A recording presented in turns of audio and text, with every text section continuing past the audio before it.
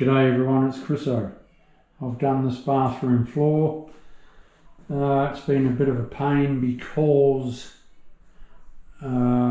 usually with my strip drain I'm able to cut them down, but the one that I was given by the owners that they'd got from a tile shop, it can't be cut down, so I had to go with it. I would have made it a little bit shorter and made my rise a little bit wider.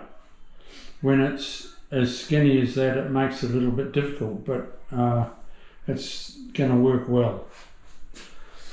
I wish it was a 4-inch wide, not a 3-inch wide. But anyway, it's a nice drain though.